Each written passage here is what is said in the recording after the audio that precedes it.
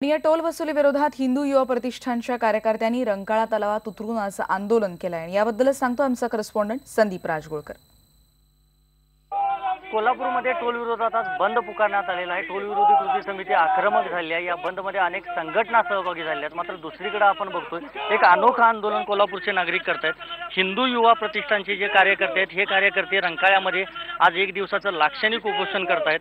आयआरबीच्या विरोधात त्याचबरोबर राज्य सरकारच्या विरोधात मोठ्या घोषणा दिल्या जात आहेत। या पाण्यामध्ये उतरून तरंगत राहून आज आयआरबी राज्य सरकार यांचा निषेध करण्यासाठी हे चार कार्यकर्ते कोल्हापूरचा ऐतिहासिक जो रंकाळा तलाव समजला जातो या तलावामध्ये उतरलेले आहेत। या हिंदू युवा प्रतिष्ठानचे कार्यकर्ते म्हणजे अशोक देसाई, महादेव कुकडे, संजय ढाले आणि महेश इंगवले अशी यांची नावं आहेत। ही दिवसभर आज या रंकाळा तलावामध्ये तरंगत राहणार आहेत आणि आपलं उपोषण करून आयआरबीला त्याचबरोबर टोलला विरोध करणार आहेत। त्यामुळे जे कोल्हापूरमध्ये आंदोलन चालू आहे त्याचाच एक भाग म्हणून आता हिंदू युवा प्रतिष्ठान देखील टोल विरोधातल्या या आंदोलनात सक्रिय सहभागी झाले असंच म्हणता येईल। व्हिडिओ जर्नलिस्ट प्रमोद सौंदडेसह संदीप राजगोळकर, IBN लोकमत, कोल्हापूर।